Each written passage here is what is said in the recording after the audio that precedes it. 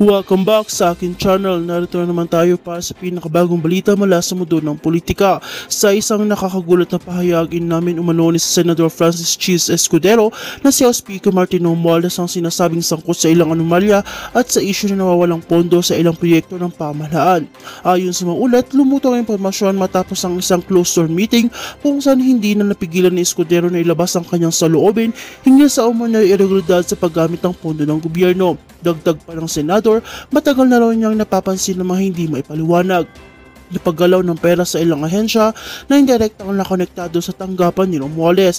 Anya panahon na upang siwala sa publiko ang katotohanan at managot ang sinumang sangkot kahit gaano pa kataas ang kanilang posisyon.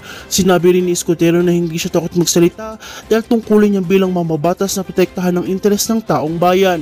Samantalang mariing tinanggi ng kampo ni Speaker Martin Romualdez sa mga akusasyon. Sinasabing ito ay bahagi lamang ng political maneuvering upang siraan ng liderato ng Kamara. Ayon naman sa kanyang tagapagsalita, walang basihan ng mga paratang at patuloy na gumagana ng maayos ang lahat ng proyekto sa ilalim ng kanyang pamumuno.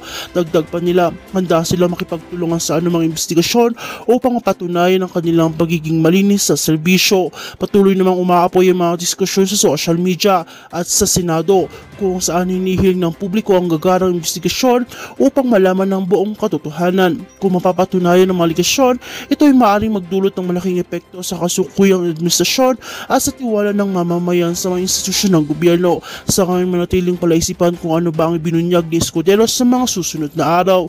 At yan ang pinakamainit na balita mula sa mundo ng politika. Huwag kalimutang mag-like, share, and subscribe para lagi kang updated sa mga maiinit na balita mula sa mundo ni Madam Chika.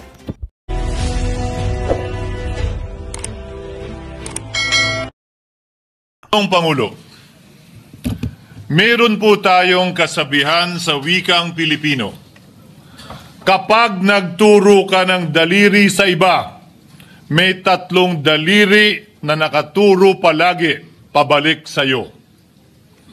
Sa mga nakaraang linggo, malinaw na nililihis ang galit ng taong bayan tungkol sa mga ghost at substandard flood control projects mula sa mga totoong may kasalanan patungo sa Senado at sa ilang mga miyembro nito. Tila pilit na ginagawang panakipbutas, ika nga at fall guy, at diversyon ang mga senador palayo sa Kamara at sa mga tunay na may sala. Klarong-klaro po ang script nito.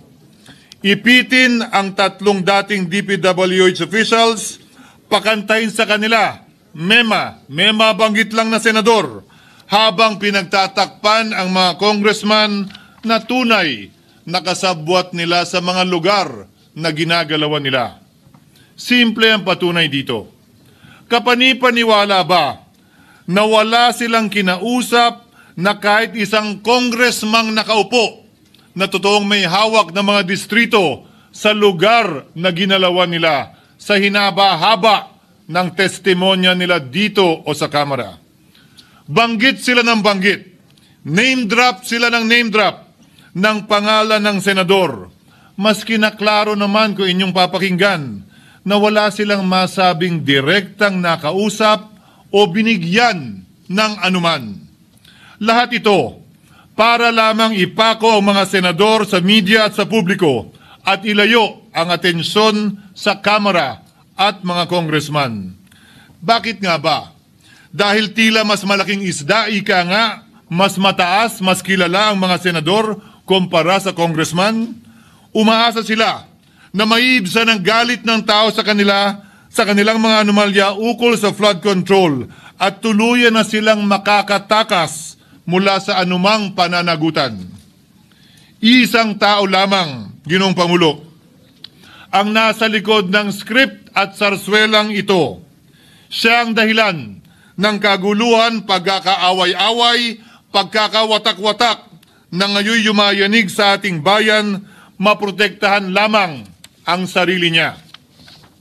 Ang pangalan niya ay matagal nang bulong-bulungan sa bawat sulok ng bansa, pero ngayon, unti-unti nang sinisigaw ng taong bayan.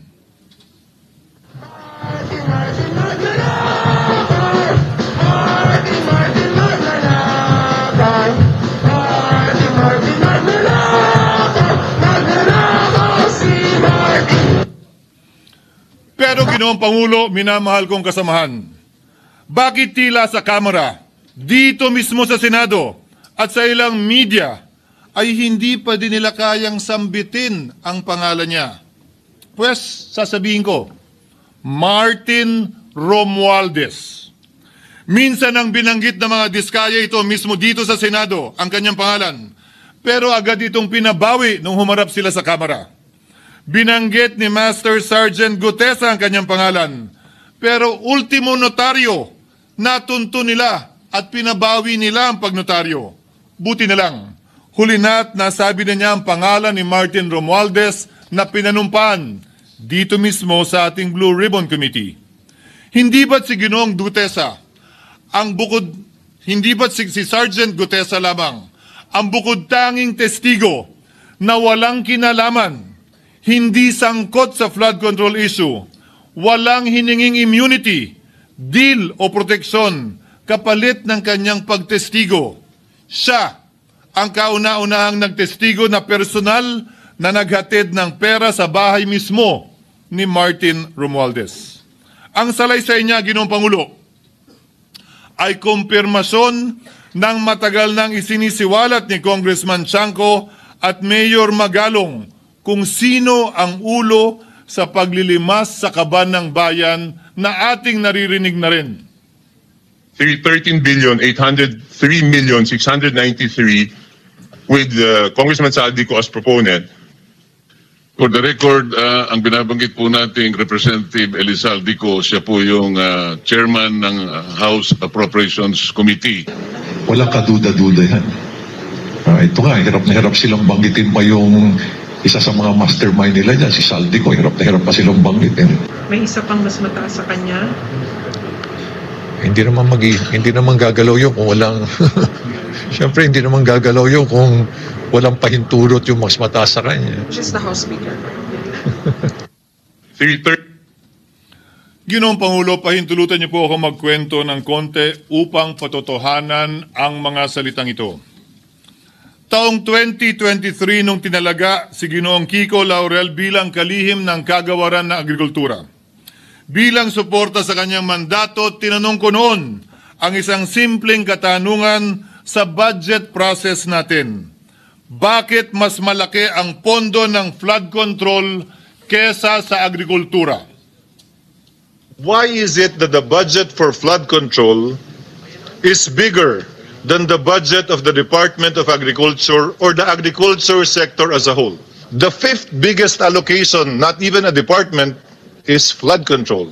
And allocating a measly 31 billion for irrigation, for rice.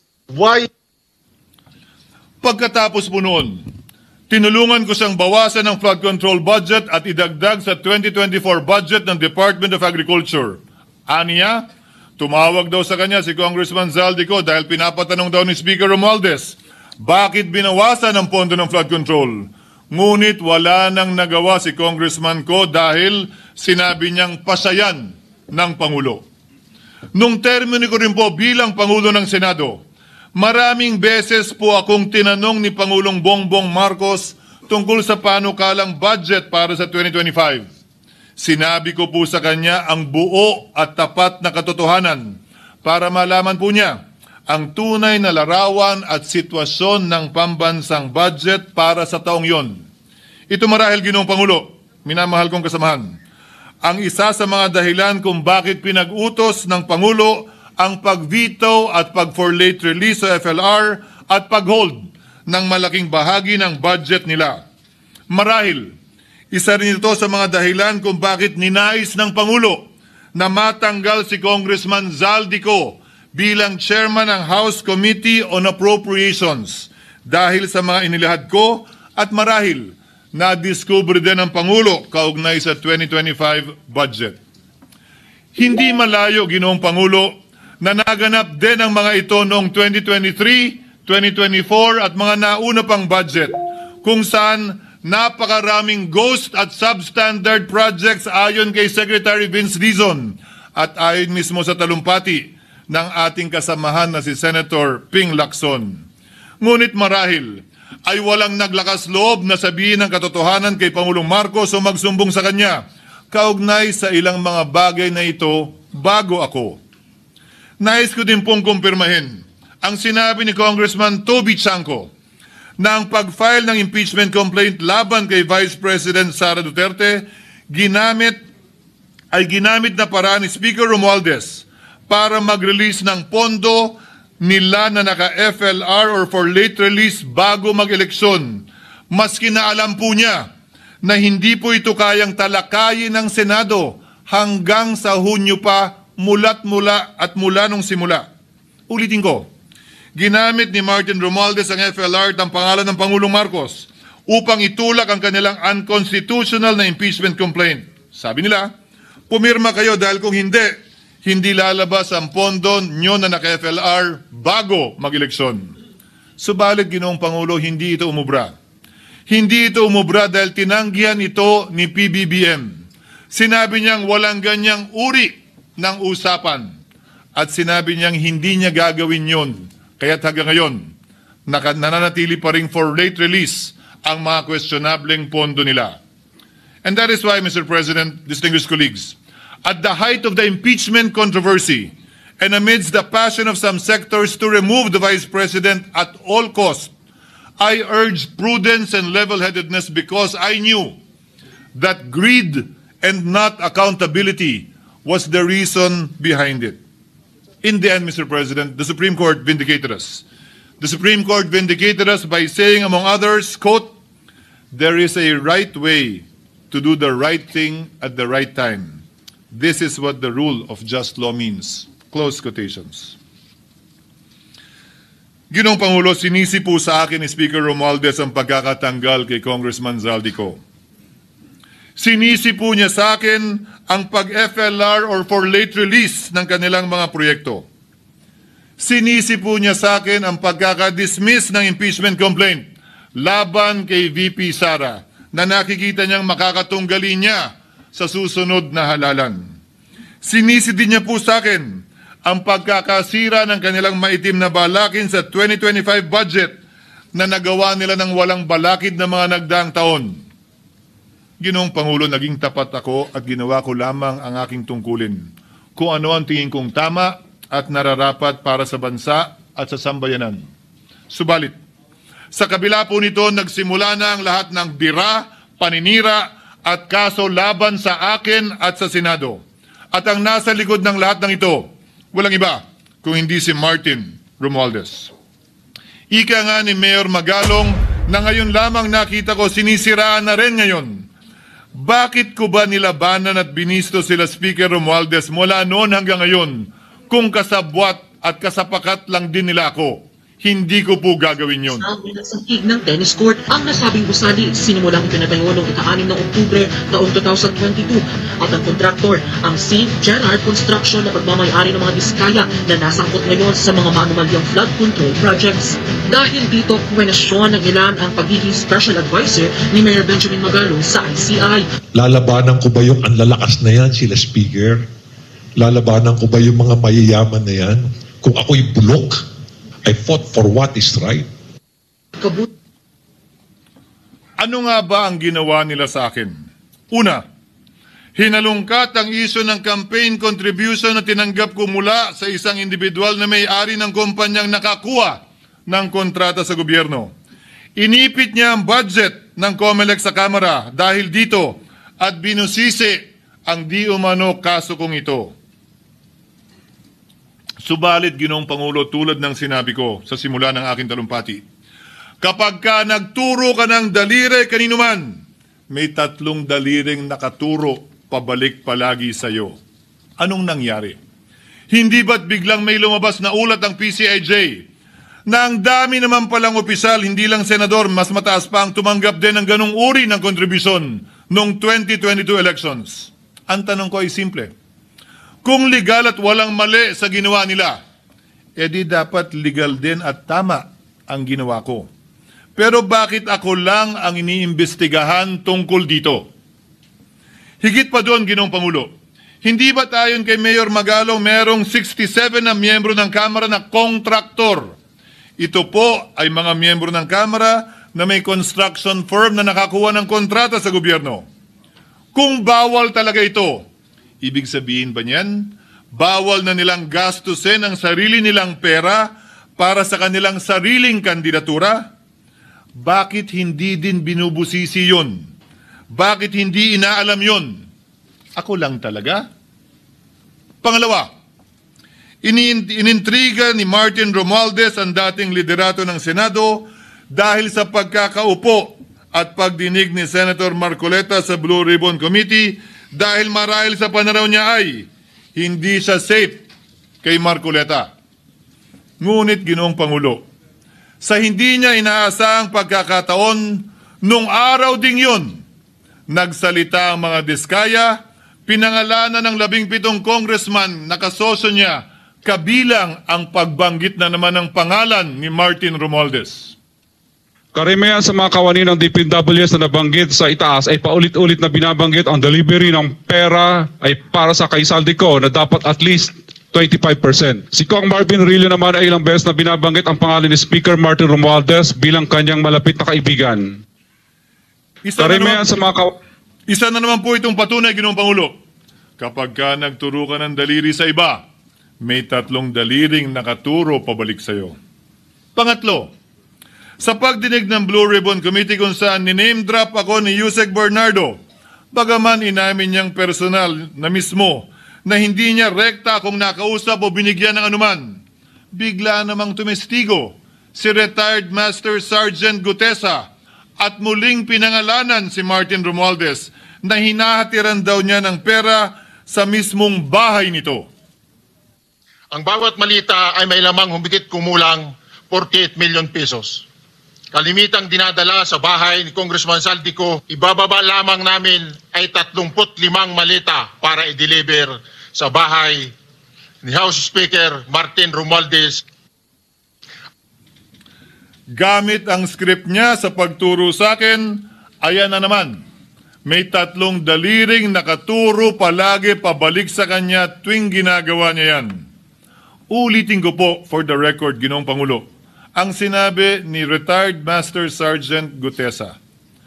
35 maleta ng pera na naglalaman na mahigit kumulang 48 milyong piso bawat isa o kulang-kulang 1.7 billion pesos sa isang delivery ay di umano hinatid niya sa iba't ibang bahay, sa iba't ibang pagkakataon ni Martin Romualdez. Subalit, sa kabila ng lahat ng ito, hindi ba nakapagtataka? Bakit hindi sinasama si Martin Romualdez sa anumang investigasyon? DOJ man, NBI man, AMLAC man. No ako po'y pinuntahan, no ako po'y dumalo sa imbitasyon ng ICI bilang resource person, binanggit ko at tinanong ko din ito sa kanila. Ganito ba katindi ang kapangyarihang hawak ni Martin Romualdez? Na bagaman hindi siya speaker, tila the name that cannot be mentioned pa din siya at nagagawa pa din niya ang nais niya kaugnay sa isang mapamiling hustisya o selective justice. Halimbawa, bakit ang daming kondisyon bago ipasok ang mga diskaya na nagpangalan sa maraming congressman sa witness protection? Pero pag si Alcantara, Hernandez at Bernardo, walang ganong kaparehong kondisyon. Bakit hiniling agad ang freeze order di umano para sa asset ng mga name drop na senador? Pero maliban kay Congressman Zaldico na mukhang nilalaglag na nila, ni isang congressman walang request para sa freeze order. Pagdating naman kay Martin Romualdez na dineliveran ng bilyong piso sa bahay mismo niya, ang sabi ay, quote, "We will work on it lang." Bakit interesado ang lahat sa 6 na senador na idadawit di umano ni Bryce Hernandez na handang-handa tayong alamin sana kung sino-sino sila para mapagpiestahan natin sila? Pero nung sinabi ni Bryce na hindi pala senador, kung hindi kongresista lamang ang papangalanan niya, aba, biglang naglaho ng parang bula ang atensyon. Parang wala na nagtanong. Parang wala ng interes para alamin, sino-sino nga ba yung mga yan? Kung ako po yung tatanungin nyo, alam ko merong 6 na senador. may nagtatanong sa akin, bakit wala si Cheese? And my answer to that is, I'm almost sure, no, probably hindi ma-mention si Cheese simply because walang insertion doon. Sa Bulacan. Escudero, wala doon. Hindi po, Senator, yung laman nung computer ko. So fake news yun, ha? May 6 na senador na nunumbrahan mo daw. Mga congressman yung nasa computer mo. Yes, yung nasa computer ko po, congressman po. Okay, thank you.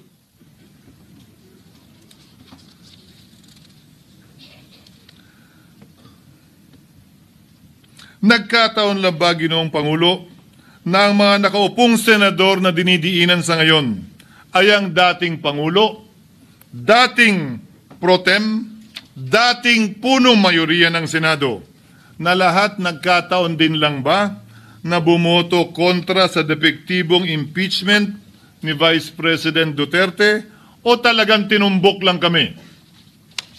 In other words, Mr. President, are we truly for transparency and accountability, or are we merely offering a politically convenient sacrificial lamb in an attempt to appease the rage of the people?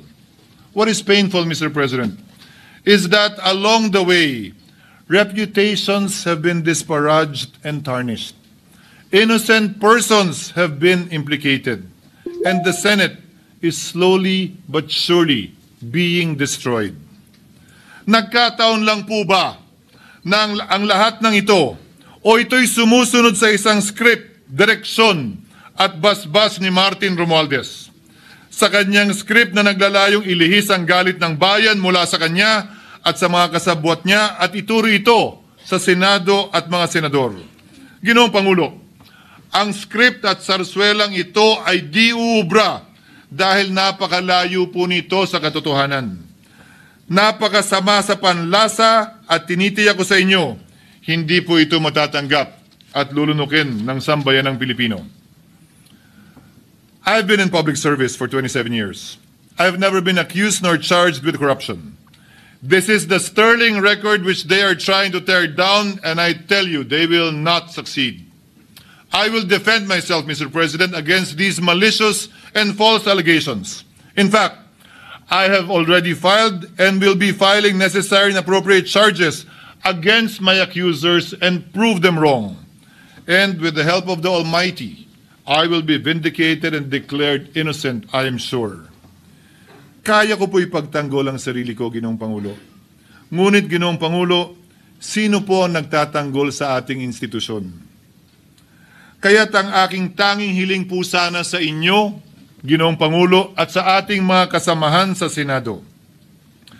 Labanan po ninyo at huwag niyong pahintulutang ang mapamiling hustisya na lantarang nangyayari sa harap natin ngayon. For what is happening now is selective justice and mob justice. Members of the Senate have been thrown off a cliff before the court of public opinion in an attempt to mollify the people's rage, thereby covering up the real perpetrators and giving them a chance to get away. Mr. President, I will not allow justice to be weaponized against the innocent to protect the guilty, because this corrodes the legitimacy of the law before our people's eyes. Wala pong naniniwala, bagkos lahat nagtatanong, bakit walang congressman na kasama sa investigasyon? But what about the other congressmen in Bulacan? Why haven't they been questioned? Called out, yeah. You think that they do not know what's going on? Ginoong Pangulo, mga minamahal kong kasamahan, huwag po tayong sumunod sa script ni Martin Romualdez. Labanan po natin ang script na ito. Pasagutin at imbestigahan lahat ng niname drop at nabanggit, congressman man, senador man at iba pang opisyal, at dapat kasama dito si Martin Romualdez. Ginoong Pangulo, hindi ba natin nakikita na pili tayong pinag-aaway-away? Mayaman, mamamayan laban sa lingkod bayan, lokal laban sa nasyonal na opisyal, congressman laban sa kapwa congressman, at ngayon, senador laban sa kapwa senador. Pamilya laban sa pamilya. Pilipino laban sa kapwa Pilipino. Ginoong Pangulo, tandaan po natin, mas madaling manipulahin at ang nag-aaway at nagkakawatak-watak na bansa.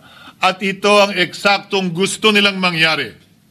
Ito, sa aking paniniwala, ay bahagi pa din ng script at sarswela na nais palaganapin ni Martin Romualdez upang lituhin, guluhin, linlangin at sirain ang ating lipunan at bansa para lamang huwag siyang mabisto.